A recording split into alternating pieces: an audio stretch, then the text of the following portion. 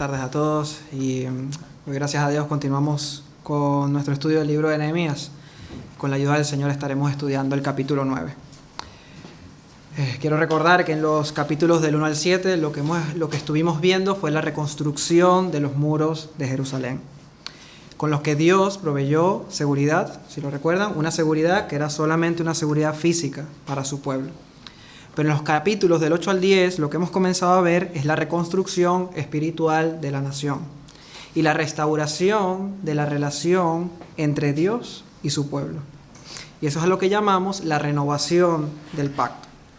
Recordemos que Dios y su pueblo tienen un pacto que es un pacto matrimonial, pero ese pacto se había roto por la infidelidad del pueblo de Dios. Así lo dice el Señor en Jeremías. Porque ellos, o sea, su pueblo, invalidaron mi pacto, aunque yo fui un marido para ellos. Pero el esposo, Dios, en una muestra de amor increíble, rescata a su esposa, la perdona y le hace volver a casa. Y lo que estamos viendo en estos capítulos del 8 al 10 es cómo esa relación entre Dios y su pueblo se está restaurando. Una relación y una restauración que comenzó, y eso es importante recordarlo, con la iniciativa de Dios, no de su pueblo. Con Dios hablando al corazón de ellos por medio de su palabra. Y así lo vimos en la primera parte del capítulo 8. Y cuando Dios habló a través de su palabra, eso produjo en ellos dolor y arrepentimiento por sus pecados, pero en segundo lugar también gozo en el perdón que Dios le ofrecía a ellos gratuitamente. Y a partir de allí lo que hemos comenzado a ver son las evidencias de que esta nueva relación entre Dios y su pueblo era real. Evidencias que también se tienen que ver en nosotros, los creyentes, si realmente tenemos una relación con Dios. Evidencias que se tienen que ver si realmente hemos recibido su perdón. La primera evidencia de esa nueva relación, de ese pacto matrimonial, la vimos en el sermón anterior. Y es que si hay un pacto matrimonial, entonces la esposa desea escuchar la voz de su esposo. Es lo que vimos, que deseaba escuchar la voz de Dios, el pueblo de Dios deseaba escuchar a su Dios con la actitud correcta, deseaban obedecer a su voz y finalmente deseaban seguir escuchando su voz día tras día. Y lo que aprendimos en ese sermón es que un verdadero cristiano solo puede tener una verdadera relación con Dios si tiene una verdadera relación con su palabra. Si no, no hay una relación. Lo que vamos a ver hoy es la segunda evidencia. Si la primera era que ellos querían escuchar a Dios, la segunda evidencia de esa relación es que la esposa desea hablar con su esposo. Nosotros, como creyentes, si realmente lo somos, desearemos hablar con Dios para alabarle, para confesar nuestros pecados, manteniendo esa relación libre de obstáculos y para depender de nuestro Dios para todas nuestras necesidades. Y es lo que veremos hoy. Vamos a ver a la esposa de Dios, a su pueblo, dirigiéndose a su marido en una verdadera muestra de arrepentimiento por sus pecados. Y es lo que vamos a ver en su oración. Es como si en esta oración el pueblo dijera: Dios mío, me has mostrado un amor que es incomparable. Me has traído de la casa de mis amantes de nuevo a casa. Has restaurado este hogar para que yo viva.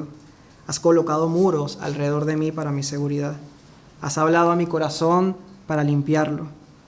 Eso me consumió de tristeza a causa de todos mis pecados, pero en mi angustia me llamaste a gozarme en ti y en tu perdón.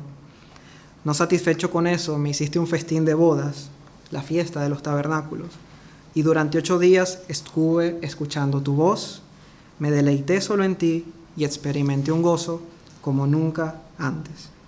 Y me di cuenta de que solo tú puedes satisfacerme por completo, y que si no tengo nada, pero te tengo a ti, entonces lo tengo todo. Y estoy infinitamente agradecido por ello. Pero ahora nosotros tenemos algo que decirte, algo que quema por dentro y que debemos poner delante de ti, porque te amamos y porque nuestra relación contigo es lo más importante de todos. Así que el pueblo se presenta delante de Dios y le habla en la oración que leeremos en el capítulo 9 de los versículos del 1 al 38. Abrimos todas nuestras Biblias y leemos juntos.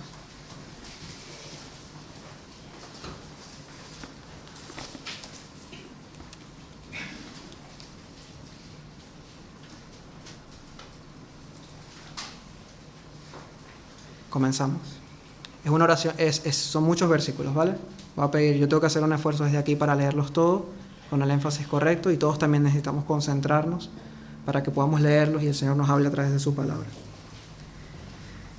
El día 24 del mismo mes se reunieron los hijos de Israel en ayuno y con cilicio y tierra sobre sí. Y ya se había apartado la descendencia de Israel de todos los extranjeros. Y estando en pie, confesaron sus pecados y las iniquidades de sus padres. Y puestos de pie en su lugar, leyeron el libro de la ley de Yahvé su Dios, la cuarta parte del día. Y la cuarta parte confesaron sus pecados y adoraron a Yahvé su Dios. Luego se levantaron sobre las gradas los levitas, y aparecen los nombres de los levitas de allí. Y ellos clamaron en voz alta a Yahvé su Dios. Y dijeron los levitas, otro grupo: levantaos, bendecid a Yahvé vuestro Dios desde la eternidad hasta la eternidad. Y bendigas el nombre tuyo, glorioso y alto, sobre toda bendición y alabanza. Tú solo eres Yahvé. Tú hiciste los cielos y los cielos de los cielos, con todo su ejército, la tierra y todo lo que está en ella, los mares y todo lo que hay en ellos. Y tú vivificas todas estas cosas, y los ejércitos de los cielos te adoran. Tú eres, oh Yahvé, el Dios que escogiste a Abraham y lo sacaste de Ur de los caldeos, y le pusiste el nombre Abraham. Y tú hallaste fiel su corazón delante de ti, e hiciste pacto con él para darle la tierra del cananeo, del eteo, del amorreo, del fereceo, del jebuseo y del gergeseo, para darla a su descendencia, y cumpliste tu palabra, porque eres justo. Y tú miraste la aflicción de nuestros padres en Egipto, y oíste el clamor de ellos en el Mar Rojo. E hiciste señales y maravillas contra Faraón, contra todos sus siervos y contra todo el pueblo de su tierra, porque sabías que habían procedido con soberbia contra ellos. Y te hiciste nombre grande, como en este día. Tú dividiste el mar delante de ellos, y pasaron por medio de él en seco. Y a sus perseguidores echaste en las profundidades, como a una piedra en profundas aguas. Con columna de nube tú los guiaste de día, y con columna de fuego de noche, para alumbrarles el camino por donde habían de ir. Y sobre el monte de Sinaí tú descendiste, y tú hablaste con ellos desde el cielo, y les diste juicios rectos, leyes verdaderas, y estatutos y mandamientos buenos. Y les ordenaste el día de reposo, santo para ti. Y por mano de Moisés tu siervo les prescribiste mandamientos, estatutos y la ley. Tú les diste pan del cielo en su hambre, y en su sed les sacaste aguas de la peña. Y les dijiste que entrasen a poseer la tierra, por la cual alzaste tu mano y juraste que se las darías. Mas ellos y nuestros padres fueron soberbios y endurecieron su cerviz y no escucharon tus mandamientos. No quisieron oír ni se acordaron de tus maravillas que habías hecho con ellos. Antes endurecieron su cerviz y en su rebelión pensaron poner caudillo para volverse a su servidumbre. Pero tú eres Dios que perdonas, clemente y piadoso, tardo para la ira y grande en misericordia, porque no los abandonaste. Además, cuando hicieron para sí becerro de fundición y dijeron: este es tu Dios que te hizo subir de Egipto, y cometieron grandes abominaciones, tú, con todo, por tus muchas misericordias, no los abandonaste en el desierto. La columna de nube no se apartó de ellos de día para guiarlos por el camino, ni de noche la columna de fuego para alumbrarles el camino por el cual habían de ir. Y enviaste tu buen espíritu para enseñarles, y no retiraste tu maná de su boca, y agua les diste para su sed. Los sustentaste 40 años en el desierto, de ninguna cosa tuvieron necesidad, sus vestidos no se envejecieron, ni se hincharon sus pies. Y les diste reinos y pueblos, y los repartiste por distritos, y poseyeron la tierra de Sehón, la tierra del rey Esbón, y la tierra de Og, rey de Basán. Multiplicaste sus hijos como las estrellas del cielo, y tú los llevaste a la tierra de la cual habías dicho a sus padres que habían de entrar a poseerla. Y los hijos vinieron y poseyeron la tierra, y tú humillaste delante de ellos a los moradores del país, a los cananeos, los cuales entregaste en su mano, y a sus reyes y a los pueblos de la tierra para que hicieran de ellos como quisieran. y tomaron ciudades fortificadas y tierra fértil, y heredaron casas llenas de todo bien, cisternas hechas, viñas y olivares, y muchos árboles frutales. Comieron, se saciaron y se deleitaron en tu gran bondad. Pero te provocaron a ira y se rebelaron contra ti, y echaron tu ley tras sus espaldas, y mataron a tus profetas que protestaban contra ellos para convertirlos a ti, e hicieron grandes abominaciones. Entonces tú los entregaste en mano de sus enemigos, los cuales los afligieron. Pero en el tiempo de su tribulación clamaron a ti, y tú desde los cielos los oíste, y según tu gran misericordia les enviaste libertadores para que los salvasen de mano de sus enemigos. Pero una vez que tenían paz, volvían a hacer lo malo delante de ti, por lo cual los abandonaste en mano de sus enemigos que los dominaron. Pero volvían y clamaban otra vez a ti, y tú desde los cielos los oías, y según tus misericordias muchas veces los libraste. Les amonestaste a que se volviesen a tu ley, mas ellos se llenaron de soberbia, y no oyeron tus mandamientos, sino que pecaron contra tus juicios, los cuales si el hombre hiciere, en ellos vivirá. Se rebelaron, endurecieron su cerviz y no escucharon. Les soportaste por muchos años y les testificaste con tu espíritu por medio de tus profetas, pero no escucharon, por lo cual los entregaste en mano de los pueblos de la tierra. Y aunque les parezca increíble, mas por tus muchas misericordias no los consumiste, ni los desamparaste, porque eres Dios clemente y misericordioso.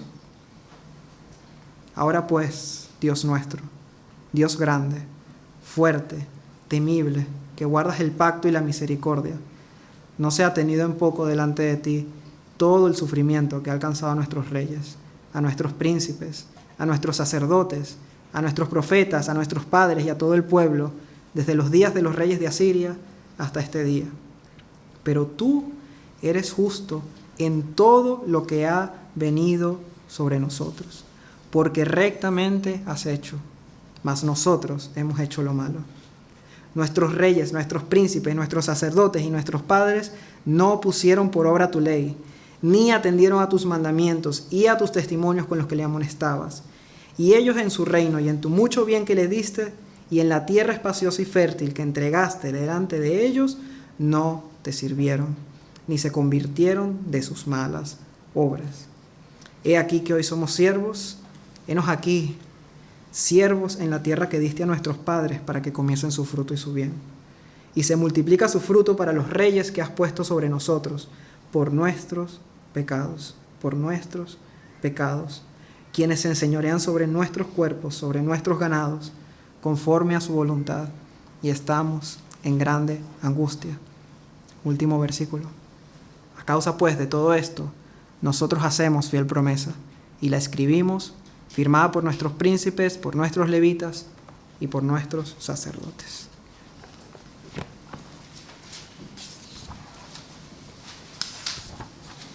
¿Tienes una verdadera relación con Dios?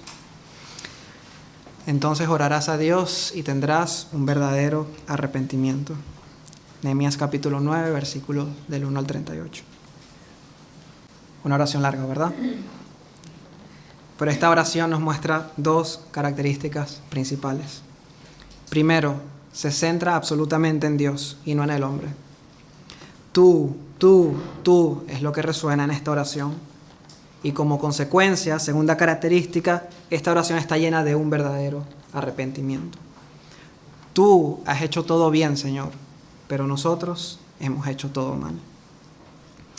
Así que el objetivo del sermón de hoy es observar esta oración del pueblo de Israel y hacer un autoexamen para saber si nuestras oraciones están centradas en Dios, como esta, y para ver si realmente demuestran un arrepentimiento genuino. Recordemos que en la primera parte de esta serie de sermones estuvimos viendo cómo es la relación de un verdadero creyente con la palabra de Dios, pero hoy examinaremos cómo es la oración de un verdadero creyente.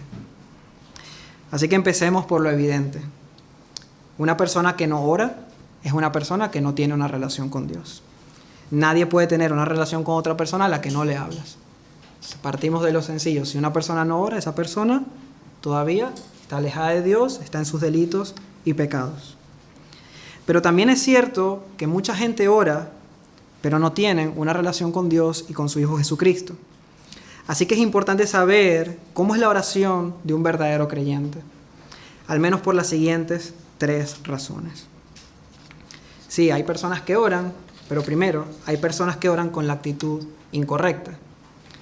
Jesús nos cuenta en Lucas acerca de un fariseo que puesto en pie oraba consigo mismo de esta manera: Dios, te doy gracias porque no soy como los otros hombres, ladrones, injustos, adúlteros, ni aun como este publicano.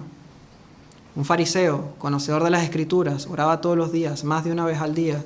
Seguro se conocía todos los atributos de Dios, pero se presentaba a orar delante de Dios con soberbia, pensando que era mejor que los demás y que no necesitaba misericordia.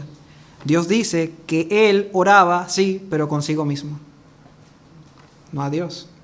Él creía que oraba a Dios. Si alguien le hubiese preguntado, ¿tú tienes una relación con Dios?, diría, oh, por supuesto que sí. Pero para Dios, él oraba consigo mismo. La segunda razón es porque hay personas que oran, pero no lo hacen al Dios verdadero. Mateo 6:7 nos dice el Señor Jesús: y orando, no uséis vanas repeticiones como los gentiles, los que no conocen a Dios, que piensan que por su palabrería serán oídos. ¿Qué está diciendo el Señor? Ellos oran, sí, pero no son escuchados. Porque ellos oran a un Dios que creen que mientras más repites, más te oye. Y ese no es el Dios de las Escrituras.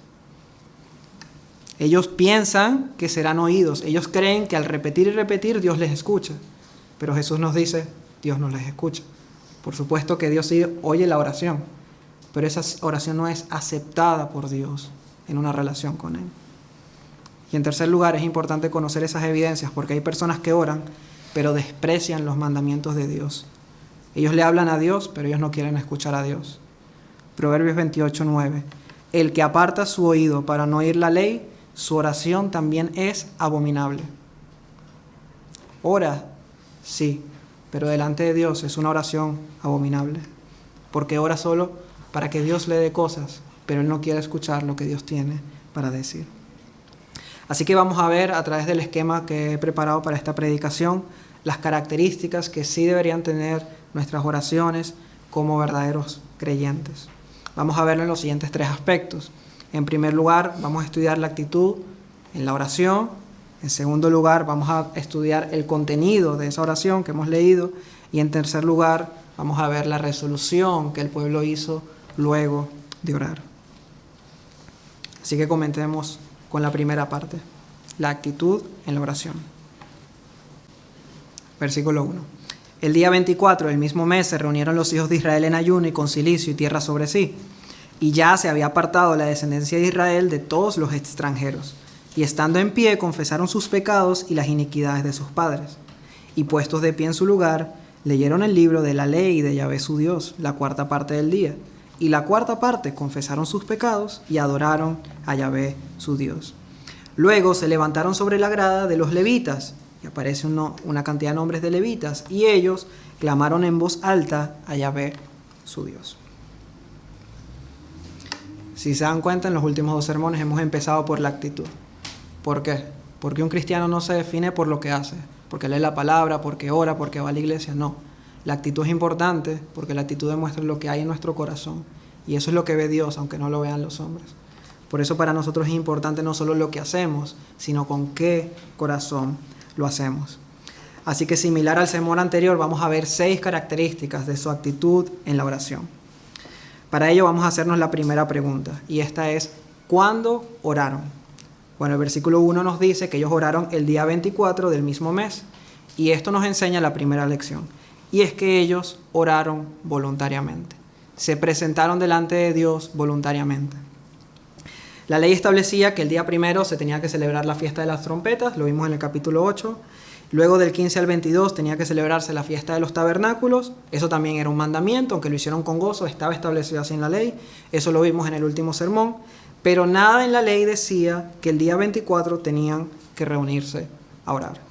Así que ellos se presentaron voluntariamente. Y la pregunta es ¿por qué? ¿Por qué se presentan si Dios no les había pedido que se reuniesen a orar? Pues la respuesta es tan sencilla y tan importante como que lo hicieron por amor. El pueblo está respondiendo al amor de Dios. Está mostrando un deseo de tener una verdadera relación con Él. Fue una oración que surgió de su necesidad de estar bien con el Señor. Y es interesante porque lo hicieron justo después de celebrar una fiesta que estuvo llena de gozo, y sin embargo ellos deciden 2 días después presentarse humillados delante de Dios. Y lo que ellos nos transmiten es lo siguiente. Esto es lo que ellos transmiten de su relación con Dios. Estamos aquí por ti, Señor, no por lo que podemos obtener de ti. Ellos estaban demostrando que no menosprecian la gracia de Dios, que no abusan de ella, que no se aprovechan de su bondad, sino que responden a ella como es debido. Nosotros sabemos que en esto consiste el amor, no en que nosotros hayamos amado a Dios. Nosotros no amamos a Dios. Fue Él quien nos amó a nosotros. ¿Cómo nos amó? Enviando a su Hijo en propiciación por nuestros pecados. Enviando a su Hijo para que sufriera la ira de Dios en nuestro lugar. Pero nosotros también sabemos que ese amor que Él nos ha mostrado demanda una respuesta. Y por eso oramos. Por eso le buscamos. Por eso nos humillamos y nos presentamos delante de Él. Y es por esa razón por la que todos los días deberíamos buscar a nuestro Dios en oración. Por amor. Por lo que Él es y por lo que Él ya ha hecho por nosotros. Y esa es la primera pregunta que nos tenemos que hacer, si nos estamos presentando con esa actitud delante de Dios, con un deseo de buscarle por amor, o solo estamos orando para conseguir algo de Él o por obligación. La segunda pregunta que nos tenemos que hacer es ¿cómo oraron? Y nos dice el versículo 1 también que ellos lo hicieron en ayuno y con cilicio y con tierra sobre sí. Y lo que eso nos enseña es la segunda característica. Ellos oraron humillados. Estas 3 manifestaciones externas, apartarse de la comida, vestirse con cilicio, echar tierra sobre sí, era una señal de duelo y de una tristeza profunda. Era una señal externa de lo que estaba sucediendo ya en sus corazones. Y lo que ellos reflejan con esto es que ellos estaban quebrantados y estaban rotos, pero no por las consecuencias del pecado, sino por el pecado, porque el pecado ofendía a su Dios. Y esta es una verdadera marca del arrepentimiento de un cristiano, que le duele el pecado porque ofende a Dios. Y es con esta actitud con la que le debemos buscar constantemente. Debemos buscarle con humildad, con necesidad, porque nos duele pecar y porque deseamos no hacerlo más. Esto significa que no debemos orar con orgullo, como el fariseo que vimos que se jactaba delante de Dios de todo lo que hacía. Significa que no debemos orar con soberbia, diciéndole a Dios qué es lo que tiene que hacer, decretando salud por aquí y prosperidad por allá. Tampoco debemos orar a Dios con egoísmo, poniendo delante de Él nuestra lista de deseos, sino humildes, necesitados de su gracia y de su misericordia, no solo de palabras, sino también desde nuestro corazón. Y con esa actitud también tenemos que examinar cómo nos estamos presentando delante de Dios. La tercera pregunta que nos hacemos es, ¿qué hicieron ellos antes de orar? Y eso nos lo dice el versículo 2. Dice, y ellos, el pueblo, ya se había apartado de la descendencia de Israel de todos los extranjeros. Y eso nos muestra la tercera característica de su actitud. Y es que ellos, antes de orar, ya se habían apartado del pecado. Hermanos, nadie pone en duda que para poder vencer el pecado, nosotros necesitamos orar. Eso nadie lo pone en duda. Pero también debemos reconocer que no podemos orar a Dios si vivimos en pecado. ¿Ven la diferencia? Porque eso va a ser una oración nula. Es un obstáculo que hace que nuestras oraciones no pasen del techo. Porque nosotros tenemos que hacer algo antes de acercarnos a Dios. Y eso fue lo que hizo Israel. Y es que uno de los grandes pecados de este pueblo, por la cual la idolatría se introdujo y llenaron la tierra de idolatría y luego Dios los tuvo que llevar cautivos a Babilonia, fue que se unieron en yugo desigual. Empezaron a contraer matrimonios con mujeres de otras tierras que adoraban otros dioses. Y eso tenía que ser erradicado si Israel iba a empezar de nuevo. O sea, no podían empezar de nuevo con un cáncer adentro que sabían que iba a resultar en la misma destrucción, que iban a volverse a la idolatría. Así que se tuvieron que apartar de los extranjeros para evitar que la idolatría volviese a destruir al pueblo. Esto fue un problema con el que Esdras estuvo tratando cuando llegó unos 10, 14 años atrás, pero que al parecer no todo el pueblo había obedecido. Y nos dice en este momento que ahora sí, que ahora toda la descendencia de Israel se había apartado de los extranjeros. Y lo que nos enseña es que su oración fue precedida por esa obediencia. Y vemos ejemplos de estos en la Biblia. Cosas en las que si no obedecemos, si vivimos en pecado, nuestra oración no es recibida. Porque al final de todo, ¿para qué nos va a escuchar Dios si nosotros no estamos orando con el deseo de obedecer? Miren lo que dice Pedro a los esposos. Vosotros, maridos, igualmente vivid con ellas sabiamente, den honor a la mujer como a vaso más frágil y como a coherederas de la gracia de la vida, para que vuestras oraciones no tengan estorbo. Que es un ejemplo, ¿no?, del principio que estamos viendo aquí, que está diciendo, si tú vives con tu esposa y le tratas como te da la gana, le gritas, le tratas mal, le maltratas, ¿Dios va a escuchar tu oración? Tú estás viviendo de una manera pecaminosa. ¿Qué oración, con qué cara nos podemos presentar a Dios si estamos viviendo de esa manera? Así que eso es lo que nos muestra este versículo. Nos muestra que hay que orar para vencer el pecado, pero no podemos orar a Dios viviendo en pecado e ignorando que estamos en esa situación. Hay que apartarnos de allí. El versículo 3 también nos muestra algo más que hicieron antes de orar. Dice, y puesto de pie en su lugar, leyeron el libro de la ley de Yahvé su Dios. Así que esa es la cuarta característica que vemos en la actitudosa oración, que antes de orar leyeron la palabra. Una cuarta parte del día leyeron las escrituras y después oraron. Y no hay que ser estrictos, no quiero poner esto como algo estricto en cuanto al orden, porque como cristianos debemos orar en todo tiempo. Pero también debemos reconocer que es la palabra la que moldea nuestras oraciones. Y orar llenos de la palabra es la manera más segura de que nuestra oración termine estando centrada en Dios. ¿Por qué? Primero, la palabra nos recuerda quién es Dios y eso nos lleva a adorarle. También nos recuerda quiénes somos nosotros y eso nos lleva a confesar y arrepentirnos. Nos recuerda sus misericordias y eso nos permite agradecerles. Y también nos recuerda cuán necesitados somos, pero también cuál es nuestra verdadera necesidad. Y eso nos ayuda a que nuestras peticiones estén bien orientadas. Así que si no lo hacemos así, si no oramos constantemente llenos de la palabra, lo que sucederá es que vamos a divagar en oración. No nos vamos a estar arrepintiendo correctamente, no seremos agradecidos y estaremos pidiendo mal. Vamos a orar, pero vamos a orar conforme a nuestros deleites. Por eso es importante para una buena relación con Dios, no solo que oremos, sino que oremos llenos de la palabra. Llenos de la palabra. La cuarta pregunta que nos hacemos es, ¿cuánto tiempo oraron? Y eso también nos lo dice el versículo 3. Dice que la cuarta parte del día confesaron sus pecados y adoraron a Yahvé su Dios. Nos muestra que en quinto lugar ellos apartaron una buena cantidad de tiempo para orar a Dios. Una cuarta parte del día según los judíos, el día se dividía en 12 horas, así que significa que 3 horas estuvieron leyendo y 3 horas confesando sus pecados. Bueno, no es el número a lo que nos tenemos que fijar, pero la enseñanza es que necesitamos pasar más tiempo con Dios. Necesitamos pasar tiempo con el Señor, tiempo de verdad.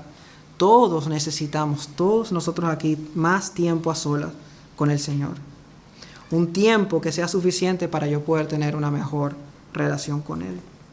Y vemos aquí también que ellos se programaron. Dedicaron una parte a leer las Escrituras y dedicaron una parte del tiempo a orar. Y nosotros también debemos hacerlo. Y necesitamos para ello orden y hábito en nuestras vidas. Ellos no dejaron este tiempo a la voluntad de los sentimientos, sino que se comprometieron a presentarse delante de Dios en un tiempo específico. Y quiero comentar algo aquí, y es que la evidencia de que nosotros tenemos una buena relación con Dios no es que cada mañana cuando nos despertamos súper espirituales con el deseo de orar y de presentarnos delante de Dios. Si somos sinceros, todos los que estamos aquí, ¿cuántas veces en este año te has levantado con ese deseo tremendo de orar y de buscar al Señor? Yo muy pocas. ¿Por qué? Porque la carne es débil y para nada aprovecha. Pero la evidencia de que tenemos una buena relación con Dios es que como le amo y como conozco la debilidad de mi carne, me organizo para que ya sea que sienta o no sienta el deseo de orar, aún así me presento delante de Él en humildad y en necesidad. Porque sé que eso agrada a Dios. Y cuando lo hacemos así, el Señor bendice las oraciones, nos da deseos de orar y nos capacita para poder enfrentar cada día. Todos nosotros sabemos que sin un buen hábito nuestra vida de oración se vuelve realmente patética. No oramos como deberíamos. Si lo dejamos a los sentimientos, estamos realmente perdidos. Pero no solo debemos apartar ese tiempo, sino que debe ser un tiempo donde no estemos a prisas y donde no hayan distracciones. No podemos estar orando con el móvil al lado, pendiente de los mensajes, o pendiente de la lavadora, si está lista o no. Necesitamos tiempo de calidad con el Señor, donde nuestra mente se enfoque solamente en Él, como vemos a este pueblo enfocado solamente y apartado para Dios. La quinta pregunta que nos hacemos es ¿a quién oraron? Y eso nos muestra la última enseñanza acerca de su actitud. Y es que su oración fue íntima. Versículo 3. Leyeron el libro de la ley de Yahvé, su Dios. Adoraron a Yahvé, su Dios. Versículo 4. Clamaron en voz alta a Yahvé, su Dios. Ya Dios no solo era el Dios grande, no solo era Yahvé, Dios del pacto, también era su Dios. Y todo verdadero creyente debe tener una relación íntima y cercana con su Dios, no una relación distante. Pero al mismo tiempo, y aquí es donde muchos fallan, esa intimidad debe estar llena de una profunda reverencia. Jesús no es nuestro amiguito, y Dios no es nuestro papito, ni tampoco es nuestro Diosito. Jesús es nuestro mejor amigo que dio su vida por nosotros. Y Dios es nuestro Padre que está en los cielos. Y eso es muy diferente. Y es por eso que primero hay que reconocer a Jesús como el Señor, como mi Señor, para así poder disfrutar de su amistad y no al revés, como muchas veces se les invita a las personas a que vengan a Jesús para que sea su amigo. Y es que no funciona así. Y Jesús lo explica de una manera realmente clara. Miren lo que les dice a sus discípulos, Juan 15:14. Vosotros sois mis amigos si hacéis lo que yo os mando. O sea, ustedes son mis amigos, pero primero yo tengo que ser su Señor. Y ustedes tienen que estar sujetos a mi señorío. Entonces sí tienen mi amistad. Si no, no. Así que con esto concluimos la actitud con la que el pueblo se acercó a orar delante de Dios. Así que pasamos a la segunda parte, el contenido de la oración. La primera pregunta que nos haremos es la siguiente: ¿qué tipo de oración es?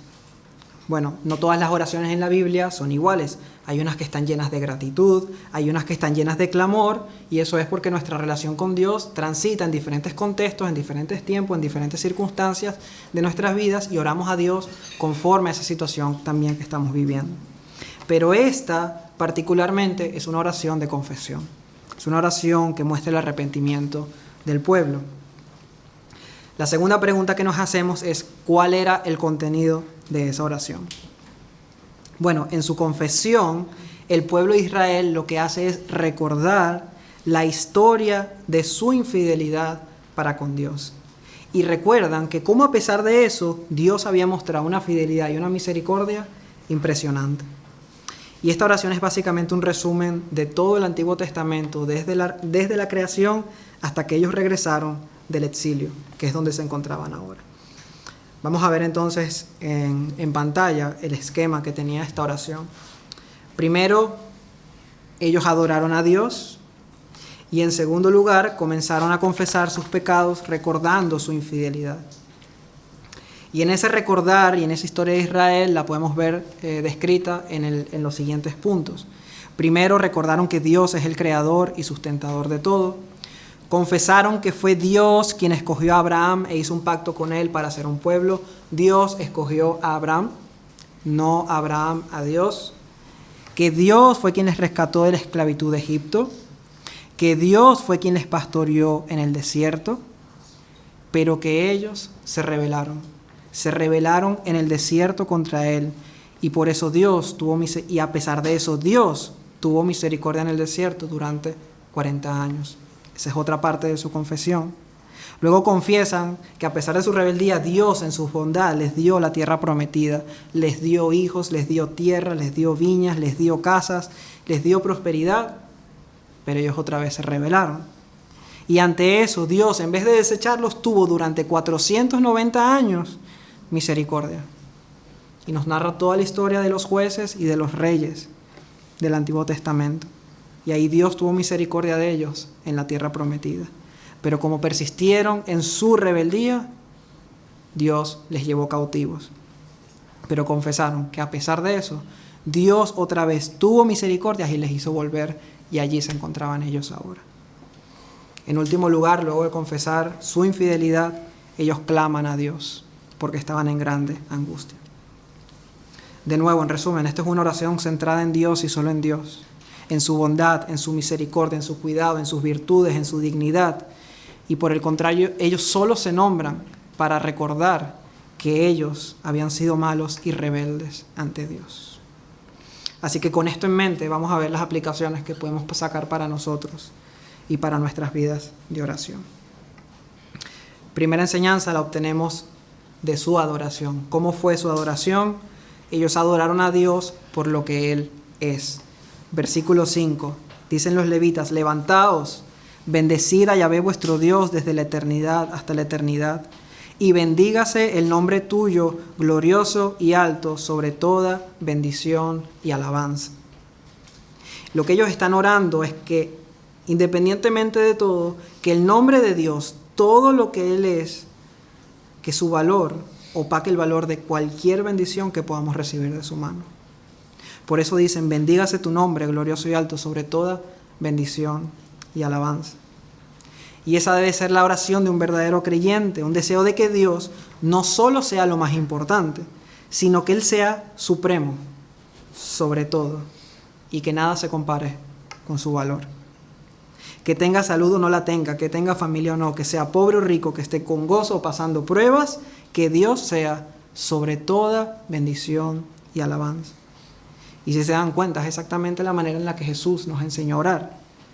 Vosotros pues oraréis así: Padre nuestro que estás en los cielos, santificado sea tu nombre. Comienzan de la misma manera la oración. Que tu nombre sea sobre toda bendición y alabanza, Señor. Y así deberíamos comenzar nosotros también. Las siguientes enseñanzas las vamos a extraer de su confesión. ¿Cómo fue su confesión? Bueno, en primer lugar, su confesión fue específica. Tan específica que les tomó 26 versículos en describirla. Describieron con detalle su pecado, le pusieron nombre, indicaban cuándo y en qué lugar lo hicieron y reconocían la gravedad del mismo. Por ejemplo, versículo 16. Mas ellos y nuestros padres fueron soberbios. Hay un nombre de un pecado, ¿no? ¿Cuál es el pecado? La soberbia. ¿Qué más hicieron? Endurecieron su cerviz. La cerviz, aquí, no agachaban la cabeza, sino que se ponían altos delante de Dios, no se humillaban ante Él y no escucharon sus mandamientos. Hay una descripción del pecado del pueblo. Versículo 26. Se rebelaron contra ti, echaron tu ley tras sus espaldas, mataron a tus profetas. Ahí hay un pecado, asesinato, que protestaban contra ellos para convertirlos a ti. E hicieron grandes abominaciones. Gravedad, reconocen la gravedad del pecado. Hermanos, hay que confesar el pecado. Hay que confesarlo porque es el primer paso para matarlo. Y si no lo matas, te va a matar a ti. Si no lo matas, te va a matar a ti y va a ser tu vida miserable. Así que confiésalo. Primeramente a Dios y a otros si es necesario. Pero para poder confesarlo bien, hay que ponerle nombre. Solemos decir: Señor, perdóname por mis pecados. Y está bien, pero la pregunta es: ¿por cuáles pecados? ¿Qué hiciste? ¿Cuándo lo hiciste? ¿A quién se lo hiciste? Hay que ponerle nombre para que sea una confesión real. ¿Le mentiste a alguien? ¿Le gritaste a tu esposa? ¿No leíste tu Biblia esta mañana? ¿Cuál fue el pecado por el cual estás pidiendo perdón a Dios? Y cuando lo confieses, reconoce su gravedad. Porque para ellos era grave. Era tan grave que lo denominaron grandes abominaciones. La segunda enseñanza que extraemos de su confesión es que ellos lo hicieron sin excusarse. Cuando Israel fue llevado cautivo a Babilonia, ninguna de estas personas había nacido. Pero ellos no dicen nada de eso. Ellos aún así se identifican con la maldad de sus padres. Versículo 2, y estando en pie confesaron sus pecados y las iniquidades de sus padres.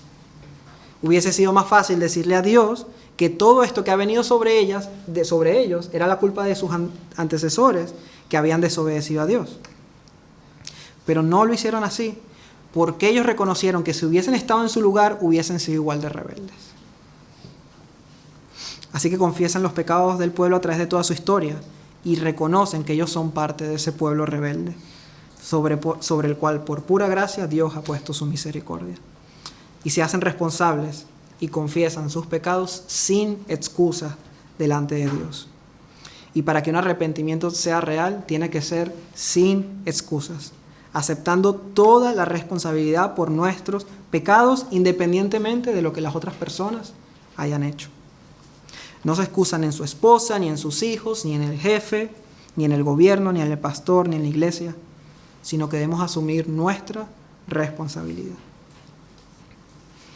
Hay veces que hay hermanos que se me acercan y igual si han faltado alguna reunión o así, pues se confiesan y dicen, la verdad que no he ido porque no me he organizado bien, no fui lo diligente que tuve que ser para poder estar allí. Pero, y entonces allí ya echan a perder toda su confesión. Porque empiezan a hacerlo y saben que está mal, pero luego se excusan. Pero es que ya no es una confesión real, ya estamos poniendo excusas. Y cuando hay excusas, el pecado se va a repetir. Cuando hay excusas, el pecado se repite. Porque cuando la confesión no es real, el pecado va a seguir estando allí presente. En tercer lugar, ellos confesaron que eran peores que sus enemigos. En el versículo 10 encontramos lo siguiente acerca de Egipto. Señor, tú hiciste señales y maravillas contra Faraón, contra todos sus siervos y contra todo el pueblo de su tierra, porque sabías que habían procedido con soberbia contra ellos. Dios destruyó a Egipto por su soberbia, pero Dios rescató a Israel de allí. Pero ellos después confiesan que ellos cometieron el mismo pecado.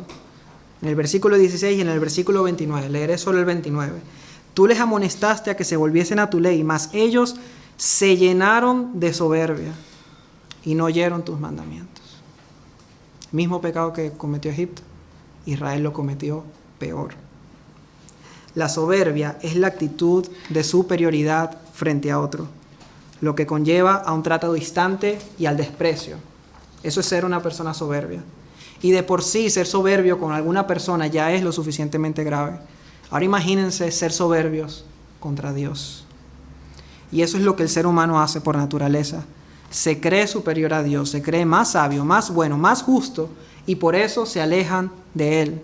Y por eso terminan despreciándole. Israel está aquí confesando que ellos habían cometido esa maldad. La misma que sus enemigos que odiaban a Dios, pero que lo habían cometido peor, porque ellos la cometieron después de recibir su palabra, su cuidado, su provisión, su misericordia, y aún así la despreciaron. Y nosotros a veces cometemos el error de estar demasiado enfocados en cómo este mundo desprecia a Dios. Sí, la homosexualidad, el aborto, la inmoralidad, y se nos olvida examinar nuestros corazones para ver de qué manera nosotros estamos despreciando a Dios, aún con todo el conocimiento que tenemos de Él. Se nos olvida que no somos mejores que ellos y que si estamos en el Señor es solamente, como ellos han dicho, por sus misericordias. Lo último que aprendemos de su confesión relacionado a la misericordia es que ellos confesaron que no merecían nada. En una oración llena de los atributos y de las obras de Dios hay un atributo que sobresale sobre todos: su misericordia. Hasta 7 veces aparece en esta oración. Recordemos lo que significa la misericordia de Dios, que Él no nos ha dado lo que merecemos. ¿Qué merecemos? Juicio eterno en el infierno. Su misericordia es que Él no nos ha tratado conforme a nuestras inequidades, que Él no nos ha dado el pago que merecemos por nuestros pecados. La misericordia se traduce en otras versiones como un amor inquebrantable de Dios hacia nosotros. Versículo 31, mas por tus muchas misericordias no los consumiste ni los desamparaste, porque eres Dios clemente y misericordioso. No merecemos absolutamente nada. Y Dios nos los ha dado todo, empezando por su perdón. Y eso también debemos reconocerlo cuando nos presentemos delante de Él en oración. Las últimas 2 enseñanzas las extraeremos de su petición o de su clamor delante de Dios. ¿Cómo fue su petición? Vemos un resumen en los versículos 36 y 37. He aquí que hoy somos siervos en la tierra que diste a nuestros padres, para que comiesen su fruto y su bien. Pero se multiplica su fruto para los reyes que has puesto sobre nosotros, por nuestros pecados, y se enseñorean sobre nuestros cuerpos y sobre nuestros ganados conforme a su voluntad, y estamos en grande angustia. Ante su angustia, luego de su confesión, ellos claman a Dios. Dice, no se ha tenido en poco el sufrimiento que ha venido a este pueblo. Apelan de nuevo a sus misericordias. Pero es importante ver cómo pidieron. En primer lugar, pidieron al final de la oración. Y eso ya nos da la enseñanza, porque solemos hacerlo al contrario. Primero le pido a Dios lo que necesito y después, si me queda tiempo, me centro en Dios y en alabarle y en confesar y en agradecerle. Y es ejemplar su petición porque ahí dice que estaban en grande angustia. Y pudieron haber comenzado por allí, pero comenzaron en el versículo 32. Esta oración nos muestra un buen orden que nos ayuda a ver si nuestra relación con Dios es la correcta. Una relación centrada en Él y no en nosotros mismos. Y en segundo lugar, ellos pidieron sin quejarse. Sin quejarse. Versículo 33. Pero tú, Señor, eres justo en todo lo que ha venido sobre nosotros, porque rectamente has hecho, mas nosotros hemos hecho lo malo. Sí, ellos pidieron la ayuda a Dios para librarles y debemos hacerlo, porque debemos invocar a Dios en el día de la angustia. Pero debemos hacerlo sin queja. Ellos reconocieron que era justo que ellos pasaran por esa situación porque estaban allí a causa de sus pecados. Y para eso hay que ser muy valiente y reconocerlo de esa manera. Y un cristiano es valiente al aceptar las consecuencias de sus pecados sin echarle la culpa a Dios. Hay que merecer que si hemos pecado, merecemos estar donde estamos. Ya sea en un matrimonio en yugo desigual, ya sea en las consecuencias de un divorcio. Hay cantidad de cosas que vienen a causa de nuestros pecados. Y si es así, debemos ser valientes para aceptarlo y vivir bajo esa situación, pidiendo la ayuda de Dios, sí, pero nunca diciendo que Dios es injusto porque estemos allí. Y quiero decir más, porque si nos encontramos en grande angustia, aunque no sea a causa de nuestros pecados, debemos tener mucho cuidado de tampoco decir que estamos allí porque Dios es injusto. Porque ya vimos lo que nosotros realmente merecíamos. Dios nunca es injusto con nosotros. Lo único que Dios es con nosotros es misericordioso. Podemos colocar nuestra queja delante de Dios, pero nunca nos quejemos de Él. Porque si creemos que Dios es injusto, no podremos hacer lo que ellos hicieron, que fue pedir sus misericordias. Y en tercer lugar, vamos al tercer punto del sermón.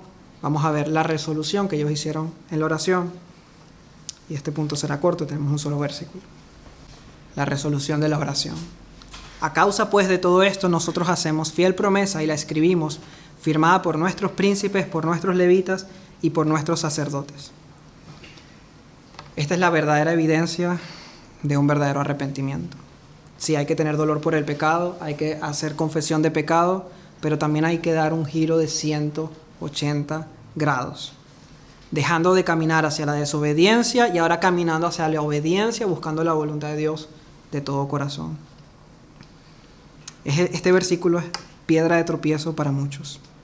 Muchos que conocen correctamente de Dios, que sus conciencias les acusan de sus pecados y parecen arrepentirse, pero luego no mueven un solo dedo para apartarse de su desobediencia.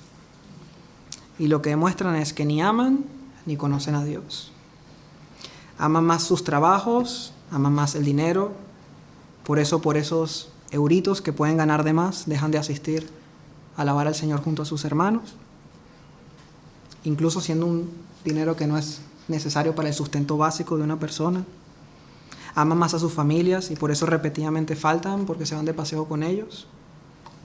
Se arrepienten, pero luego lo repiten porque no quieren tomar la resolución definitiva de obedecer a Dios, como hicieron ellos. Ellos hicieron un pacto de obediencia a Dios y lo firmaron. Y esta es la parte que nos corresponde a nosotros después de orar, y es lo que demuestra si realmente tenemos una buena relación con Dios. Pero este punto lo veremos en más detalle en el siguiente capítulo. Termino. Gracias a Dios, Él no es como nosotros, porque si no, ninguno de nosotros estaríamos aquí. Nadie soporta semejante rebeldía y nadie perdona esta multitud de pecados. Solo Dios, pero solo Dios por medio de Cristo. Solo hay una explicación para que un Dios justo pueda demostrar una misericordia tan increíble. Y la respuesta a eso es Jesús. Jesús y su obra en la cruz. Porque solo Él, solo su sacrificio en amor por su esposa, una esposa infiel como una ramera, pero que Él escogió para perdonarla, limpiarla y regalarle una eternidad llena de gozo con Él sin merecerlo. Todo lo contrario, haciendo todo lo posible para no merecer ese regalo. Dios perdonó la infidelidad de su pueblo porque su Hijo pagó por esos pecados, por esas grandes abominaciones, las del pueblo que vimos orando hoy y las nuestras también, y las de todos aquellos que hemos creído en su vida, en su muerte y en su resurrección para el perdón de nuestros pecados. La paga del pecado es la muerte y eso es lo que nosotros merecíamos. Pero Isaías nos dice que Él fue herido por nuestras rebeliones, molido por nuestros pecados, y que el castigo de nuestra paz fue sobre Él. Por su llaga fuimos nosotros curados, porque todos nosotros nos descarriamos como ovejas, y cada cual se apartó de Dios por su camino, por nuestra soberbia. Mas Yahvé cargó en Él el pecado de todos nosotros. Y es por eso por lo que hoy oramos en su nombre.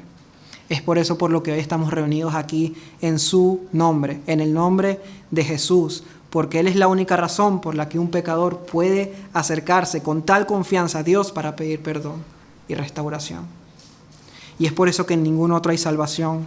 Es por eso que no hay otro nombre bajo el cielo dado a los hombres en el que podamos ser salvos. Para mis hermanos, los creyentes, Cristo no solo nos ha regalado ese perdón, Él también nos ha regalado el privilegio de dirigirnos a Dios en oración, y no debemos menospreciar semejante regalo. Aprovechemos la palabra de hoy para examinar nuestras vidas de oración, para examinar nuestro arrepentimiento, porque aunque hemos sido perdonados, la verdad es que cada día pecamos y cada día deberíamos buscar restaurar nuestra relación con el Señor. Conscientes de que ya hemos sido perdonados totalmente, no con miedo al infierno, pero con un deseo de que nuestra relación con Dios sea la mejor posible por medio de la oración y de la confesión. Y para los no creyentes, si estás aquí y sigues muerto en tus delitos y pecados y sigues alejado de Dios y sigues ensoberbecido contra Él, pero el Espíritu Santo te está mostrando que tú eres culpable, que has ofendido a tu Creador, que debes reconciliarte con Él, entonces clama a Dios por su misericordia, como vimos en estos versículos. Confía únicamente en el perdón que Dios quiere y puede darte gracias al sacrificio de Cristo en la cruz. Busca al Señor mientras Él pueda ser hallado. Llámale mientras está cercano. Y hoy es un día donde Él se ha acercado a ti para ofrecerte esa misericordia. Deja tus caminos impíos. Deja tus malvados pensamientos y vuélvete al Señor. Y Él tendrá misericordia. Vuélvete al Dios nuestro y Él será amplio en perdonar. Amén.